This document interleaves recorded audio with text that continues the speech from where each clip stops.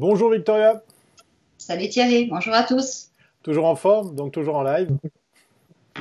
On s'est pris un jour de vacances, hein, t'as remarqué, hein? Oui, Un c'est jour. c'est comme si c'était, je sais pas, une semaine qui s'était écoulée entre avant-hier et aujourd'hui.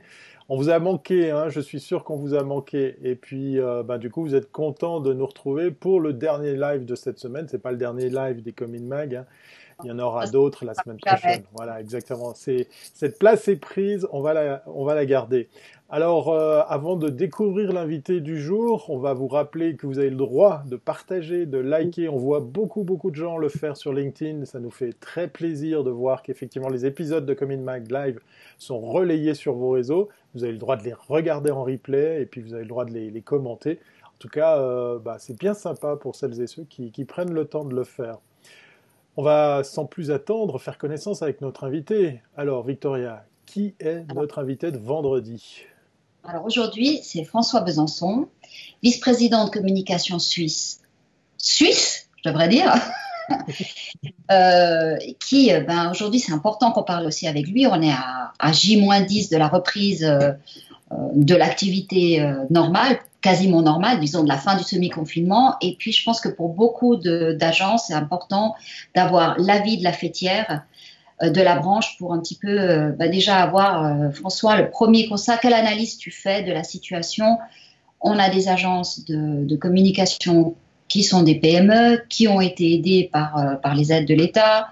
Il y a eu des RHT.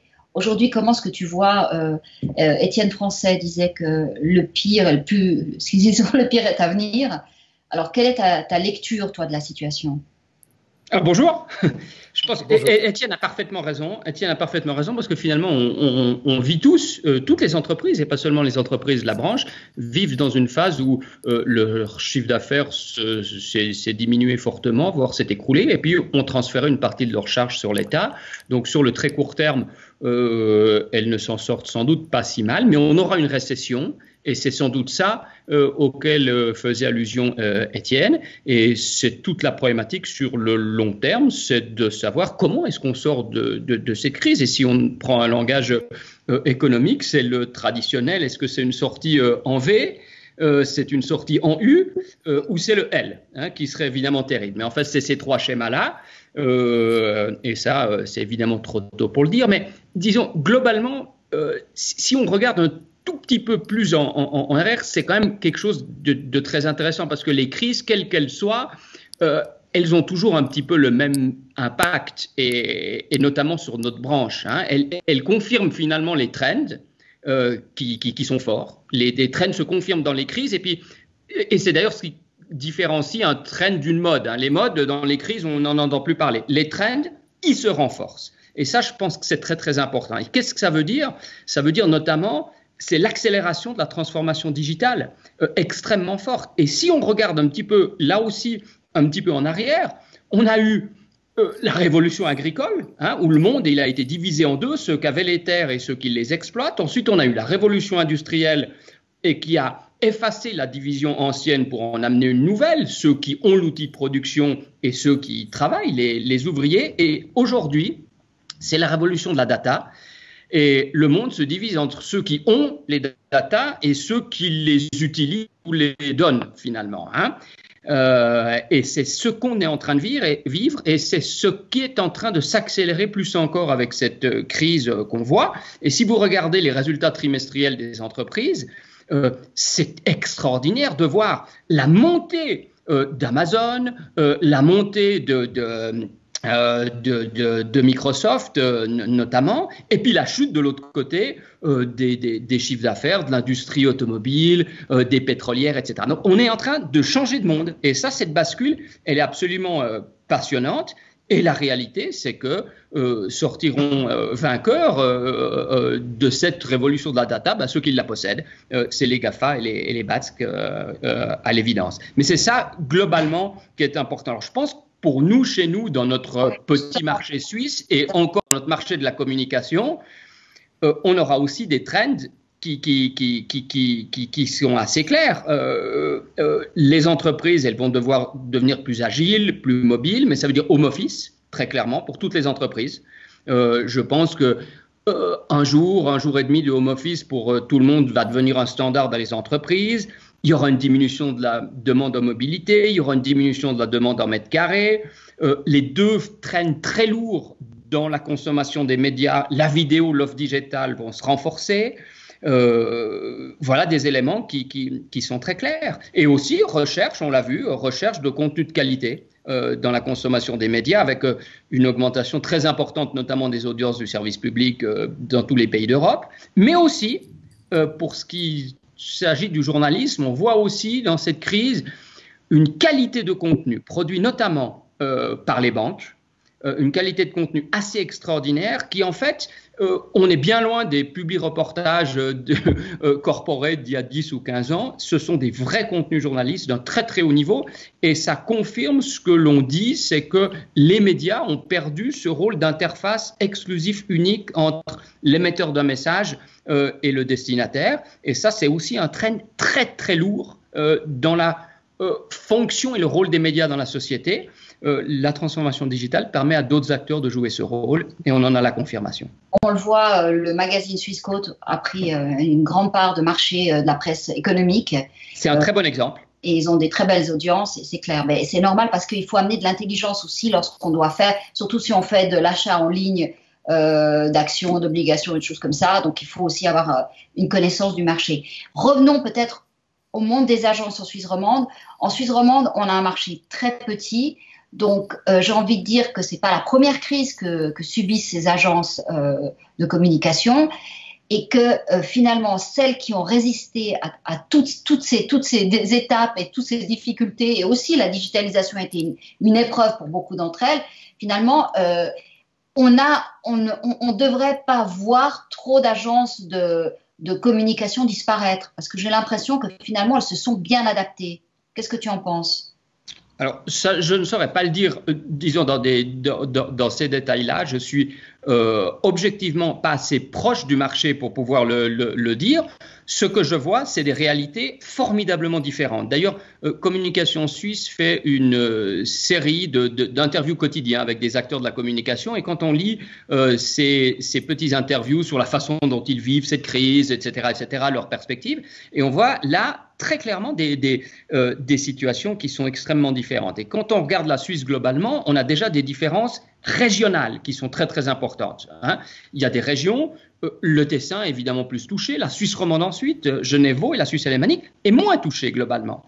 Ils le sont aussi moins parce qu'ils appréhendent les crises de manière différente culturellement que nous dans nos régions latines. Ensuite, on a des différences très fortes dans les sous-branches.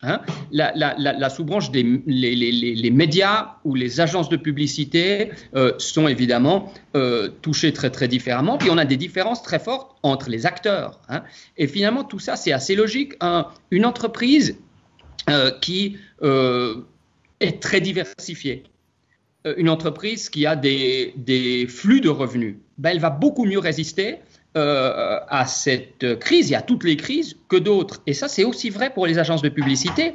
C'est sûr que l'agence de publicité qui ne travaille que sur de l'événementiel et que sur du projet, j'imagine que son chiffre d'affaires de avril-mai sera pas loin de zéro, malheureusement. Et pour celle qui, par contre, ce sera diversifié parce qu'elle sera active sur tous les segments de la communication commerciale, sur tous les outils, et qui, de l'autre côté, aura aussi fourni des prestations à ses clients sous forme de prestations qui permettent de générer un flux de revenus, elle sera bien moins impactée. Mais une agence de publicité, et je ne suis évidemment pas un spécialiste des agences de publicité et de la gestion des agences de publicité, mais c'est une entreprise comme une autre, et on sait que la diversification, la création de flux de revenus sont des éléments absolument centraux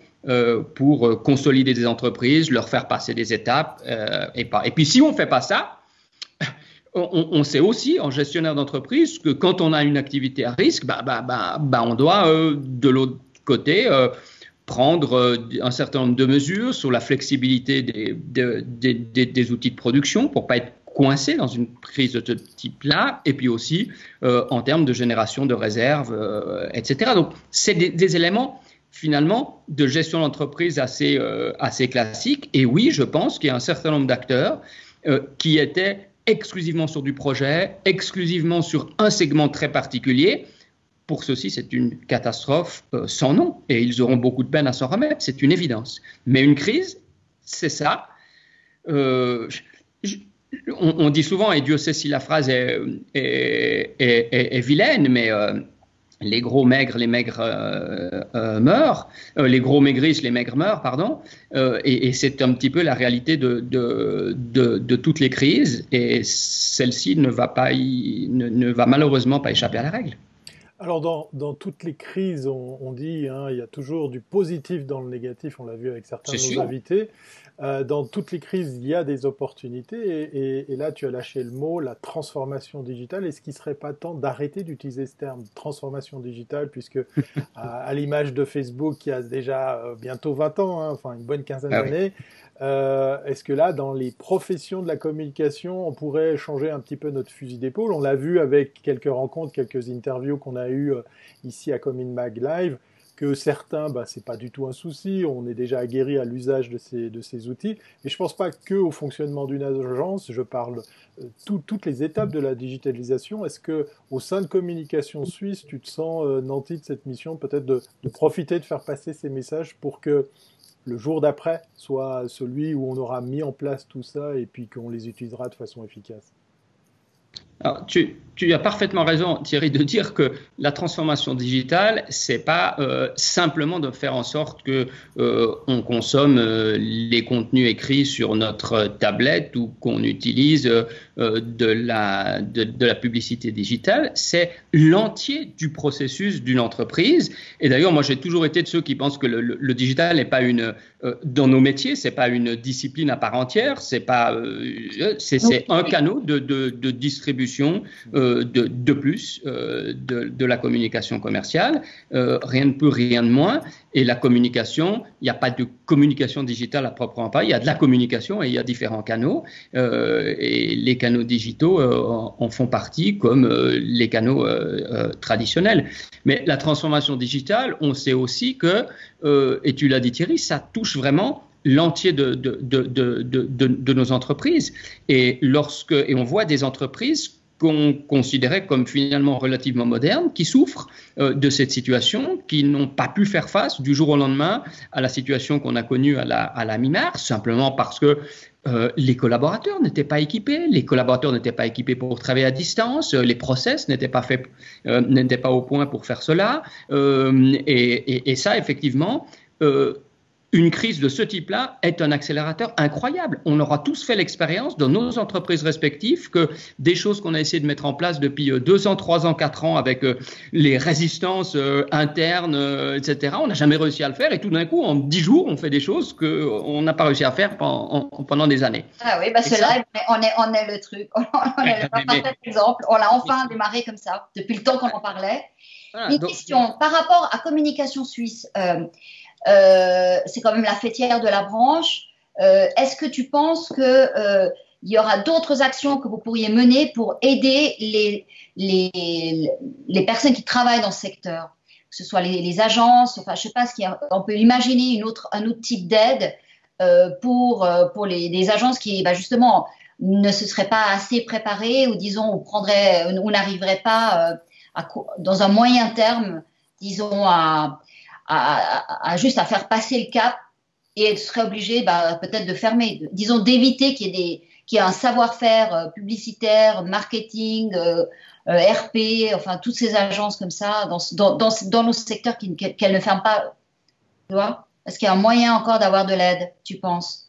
Disons globalement, si on regarde un petit peu qu'est-ce qui est fourni comme aide en Suisse, d'abord on voit que la Suisse, elle a réagi de manière extrêmement efficace sur ce plan-là. On a injecté un total d'aide, je crois, qui fait à peu près 3,1 du PIB. On est largement au-dessus de tous les autres pays en moyenne de la zone euro. Je crois que c'est 1,2. Il n'y a que les États-Unis qui sont à 10 points et qui effectivement nous dépassent largement et nous dépasseront d'ailleurs dans le rythme de la relance parce qu'ils mettent les moyens pour le faire. La communication commerciale et la branche média, elle est juridiquement considérée comme étant touchée de manière secondaire par la crise. Touchées de manière primaire, ce sont vraiment les entreprises et domaines d'activité qui ont été fermés par ordre des autorités. On pense évidemment aux restaurants, à toute l'industrie du divertissement, à l'industrie aérienne, etc., etc. Nous, on subit les conséquences, notre activité n'est pas interdite, on subit les conséquences de l'interdiction des autres et on subira dans un deuxième temps l'effet de la récession. Mais donc, on est juridiquement ce qu'on appelle touché de manière secondaire. L'effet de ça, il est assez simple, c'est que il n'y aura pas de régime spécial d'aide, sans doute, il n'y aura sans doute pas de régime spécial d'aide pour la branche communication commerciale média, même si certains parlementaires sont intervenus ces derniers jours, notamment en faveur des médias, mais la règle, normalement, c'est qu'effectivement, quand une branche économique est touchée de manière secondaire, ça ne justifie pas un train de mesure particulier. Par contre, cette branche-là doit se retourner vers les aides mises en place pour l'ensemble de l'économie. Et c'est notamment deux choses importantes. Ce sont évidemment la RHT, la réduction d'horaires de travail, et puis les crédits rapides. Ces deux instruments fonctionne formidablement bien. Ce qu'on a mis en place en Suisse, franchement, c'est remarquable. Je pense que tous les entrepreneurs se sont aperçus qu'en 3 jours, on était capable de recevoir un crédit qui équivaut à 10% de notre chiffre d'affaires annuel. Et puis, la réduction d'horaires de travail fonctionne de manière non bureaucratique, de manière très, très efficace. François, beaucoup des entrepreneurs avec qui on a parlé, des patrons d'agences, disent que maintenant, ils sont endettés. Ces prêts ne sont pas vraiment à taux zéro. Les banques commencent à mettre des intérêts. C'est 0% pendant une année. Voilà, donc c'est quand même ça va être une charge pour les entreprises. On passe d'un secteur qui n'était pas vraiment endetté à un secteur qui s'est endetté. Est-ce qu'on peut dire ça comme ça? Je sais pas, je saurais pas le dire comme ça. Ce qui est certain, c'est que, comme je l'ai dit, il y a des réalités extraordinairement différentes dans le marché et malheureusement, ça rend la situation plus compliquée à régler globalement. Si vous êtes une agence de voyage, toutes les agences de voyage sont soumises à la même règle et vous constatez bien que ce ne sont pas des critères de gestion qui influent la situation, c'est bien le marché qui influe leur situation. Dans les agences de communication, il y a des situations très très différentes. Vous allez trouver des agences dont les volumes d'affaires sont stables, voire meilleurs, et d'autres qui vont souffrir. En moyenne, elles vont souffrir, c'est sûr, mais il y a des réalités très, très différentes. Donc, ce que doit faire dans ce contexte communication suisse, c'est se battre aux côtés d'économie suisse et des autres acteurs de l'économie en Suisse pour faire en sorte qu'on n'oublie pas un certain nombre de catégories de travailleurs, de gestionnaires d'entreprise, de patrons d'entreprise. Et donc, il faut faire en sorte que, notamment, les RHT soient largement accessibles et pour une durée la plus longue possible pour la branche de la communication commerciale. Ça, c'est un enjeu majeur. Est-ce qu'on arrête le droit au RHT dès la levée de l'état d'urgence? Est-ce qu'on le continue? Parce que j'ai bien entendu ton introduction, Victoria, tu as dit on sera bientôt en état normal. C'est sans doute pas tout à fait le cas parce que les gestes barrières qu'on va devoir conserver vont freiner la relance de l'économie très clairement. Donc, on sera encore impacté dans les mois à venir.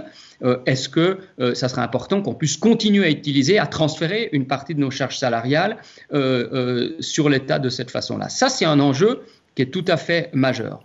Ensuite, il y a évidemment d'autres éléments qui sont importants, c'est la possibilité pour les indépendants, pour les propriétaires, dirigeants de sociétés anonymes, de SARL, d'avoir également des aides et que ces aides ne soient pas plafonnées dans les niveaux où elles sont actuellement.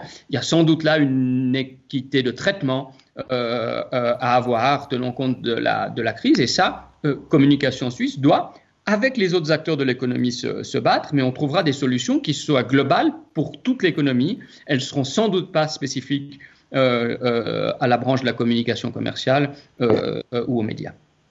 Surtout qu'on le disait hors antenne, et on s'en doute, hein, il y aura probablement une rechute, une seconde vague. Est-ce qu'on peut imaginer, anticiper justement cet état qui risque de perdurer? On parle très souvent de le jour d'après, le retour à la normale. C'est des termes qu'il faudra peut-être oublier, ou en tout cas, il faudra réimaginer le jour d'après. Est-ce que là, on peut imaginer effectivement une anticipation par rapport à un état qui pourrait perdurer, genre cet automne, cette fin d'année, cet hiver?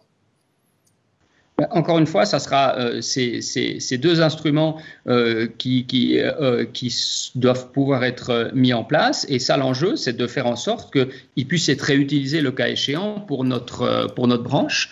On sait qu'il y a des branches sur lesquelles c'est très très facile au moment où les commerces sont fermés. Dans notre branche, c'est un petit peu plus compliqué. On a vu que les médias, notamment, ont eu recours aussi à la RHT, ce qui est somme toute assez étonnant, puisque c'est un moment où on a plus besoin d'informations. Mais ça montre aussi qu'il y a une certaine ouverture de nos autorités, de compréhension pour la situation, et c'est positif. Il faut espérer que ça continue dans ce sens. Il y a tout un autre volet de mesures qui est lié à la problématique des loyers, qui est très importante, mais qui sans doute touche pas du tout notre branche, mais c'est sans doute un des domaines dans lequel la Confédération devrait ou pourrait faire encore quelque chose.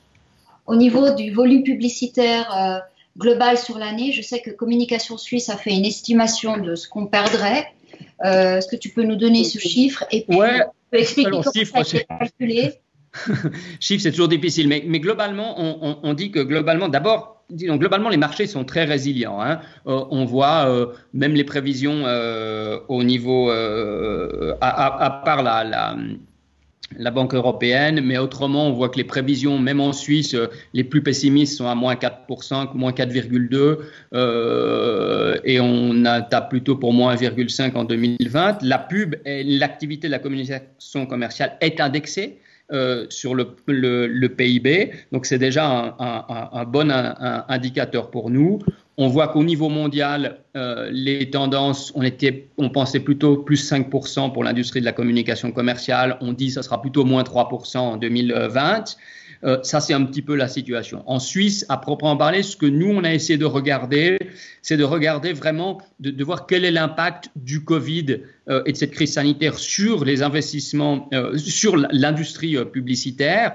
Et là, on est d'avis que, grosso modo, on a vu qu'en mars, on a eu un recul de 16%, je crois, des investissements publicitaires. Et à partir de là, on s'attend sur avril, mai, à un retour évidemment beaucoup plus fort, qui devrait être de l'ordre de 50% sur ces 2 mois-là. Et puis ensuite, on aura, en fonction de l'évolution des règles sanitaires, hein, notamment, une amélioration de la situation avec un recul qui sera bien inférieur cet été, et pour finir, un retour à la normale cet automne. Ça ne veut pas dire qu'on va retrouver les niveaux d'investissement publicitaire qu'on avait avant, parce qu'on aura encore des secteurs qui seront impactés, notamment le tourisme, le transport aérien. On aura encore des secteurs impactés. Et quand vous mettez toutes ces réductions mensuelles sur une perspective annuelle, on arrive grosso modo à un recul du marché publicitaire de 14%, 14-15% en 2020. Et ça, encore une fois, si on est dans le scénario actuel, c'est-à-dire la levée du semi-confinement en 3 étapes et la reprise des activités. On a intégré dedans quand même l'interdiction des grands événements jusqu'au 31 août. Mais enfin, ça devrait être grosso modo la situation. On va remettre à jour ce monitoring chaque mois. Mais c'est ce qu'on voit et ce dont on pense qui est la situation aujourd'hui. Mais encore une fois, on dit moins 14%, moins 15%, c'est un chiffre jeté comme ça. Il y a des entreprises qui perdent 95% de leur chiffre d'affaires. Disons, c'est toujours les indicateurs économiques, c'est toujours très intéressant, mais ça ne dit rien de la réalité des gens, malheureusement. Non, mais ça nous donne un peu comment dire, on se dit on pourrait rattraper l'année prochaine. Si vraiment tout le monde, toute la branche perdait 60%, là on sait que c'est fini, on n'y arrive pas. Là on est dans quelque chose qu'on peut tout à fait imaginer. Effectivement, s'il n'y a pas de deuxième confinement, si il y a une reprise et que... Je reste optimiste. Vous savez, moi je suis un optimiste, je suis un entrepreneur, je suis un optimiste. Les gens... Ils continuent à se divertir, mais ils le font différemment. Ils continuent à manger, mais ils le font différemment. Donc, la consommation individuelle, elle a baissé, moins 7,5%, je crois, au mois d'avril en Suisse, ce qui est normal. Les magasins vont ouvrir, donc tout ça va reprendre, mais va reprendre différemment, c'est vrai. Sans être devin, je pense qu'on peut quand même...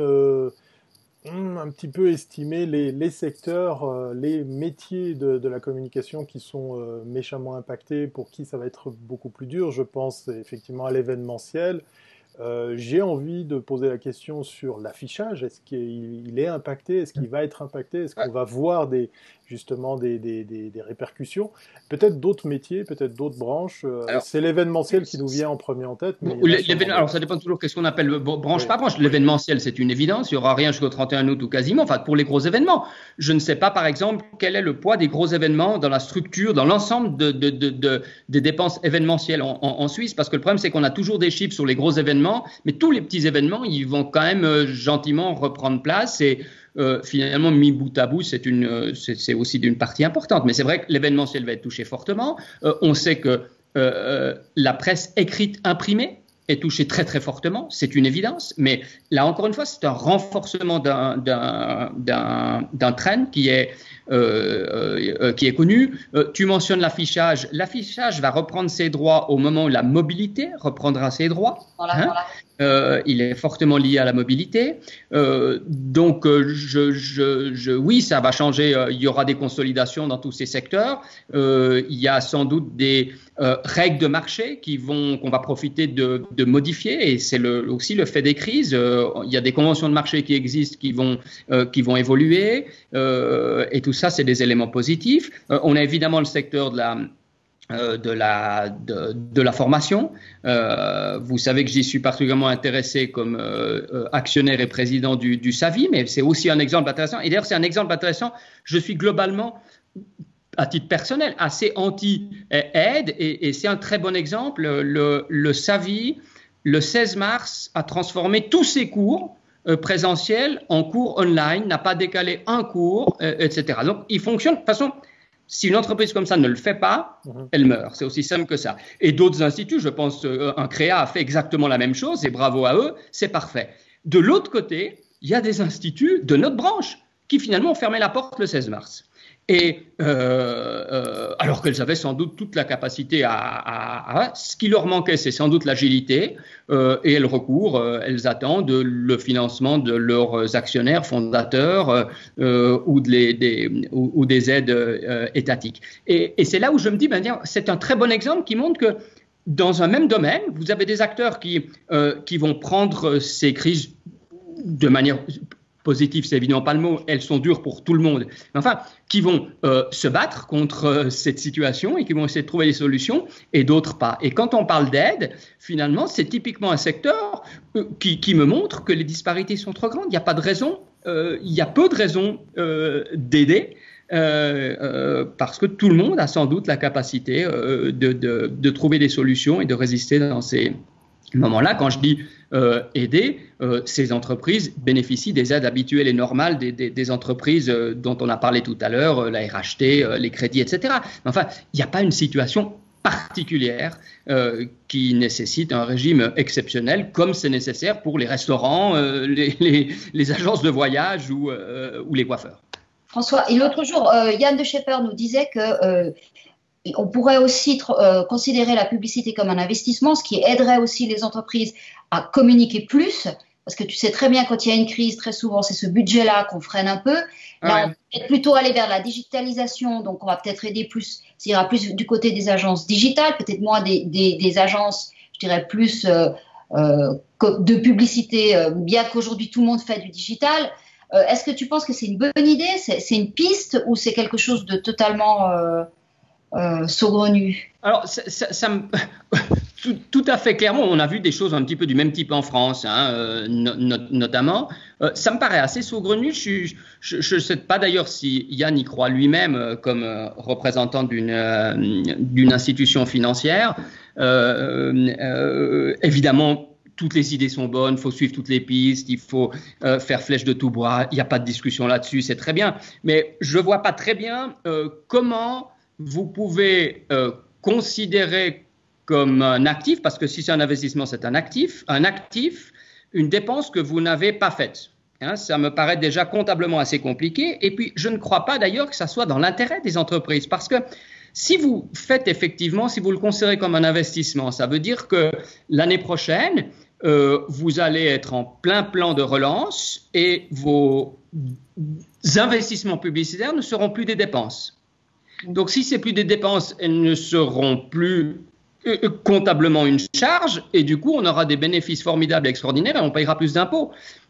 Franchement, je ne comprends pas. Mais c'est peut-être une discussion qu'il faut une fois avoir. Apparemment, c'est Lazare. C'est Lazare. C'est une piste de Lazare. Ouais. Alors peut-être, mais j'ai pas vu. Je dois dire que j'ai pas vu le plan détaillé. J'ai pas vu le plan détaillé, mais c'est quelque chose que je vois pas très bien, disons. On va appeler Roland Herler un de ces jours pour en savoir plus parce que justement, ça nous intriguait. Mais on s'est dit, effectivement, dans la situation, ça pourrait être quelque chose. Parce que la crainte que tout le monde a, c'est que justement, ces budgets de communication soient bloqués pendant un moment. Voilà. Et ce qui, évidemment, ralentirait le redémarrage pour les agences. Et donc, tu connais bien la situation. C'est une espèce de… Tout le monde est lié. Donc je suis d'accord sur le fond. C'est notre problématique de branche de faire considérer justement la publicité non pas comme une charge, mais comme un investissement pour le futur. Et si on veut avoir un retour à la normale en V, comme je le disais tout à l'heure, la crise et on redémarre comme avant, ça ne sera sans doute pas le cas, mais enfin, si on voulait ça et si on veut ça, on doit convaincre les entreprises, comme après toute crise, que c'est dans la publicité, la communication commerciale qu'il faut investir. C'est la communication commerciale, c'est vraiment ce qu'est l'essence à une voiture. C'est ce qui lui permet d'avancer. Et nous sommes au service de l'économie. Investissez en communication commerciale et effectivement, vous retrouverez la croissance. Et ça, je suis 100% d'accord avec cette argumentation-là. Et c'est ça qu'on doit défendre sur le plan idéologique, ça on doit le défendre. Que techniquement, mais j'ai peut-être mal compris la proposition, que techniquement ça soit considéré comme un investissement, je vois pas très bien.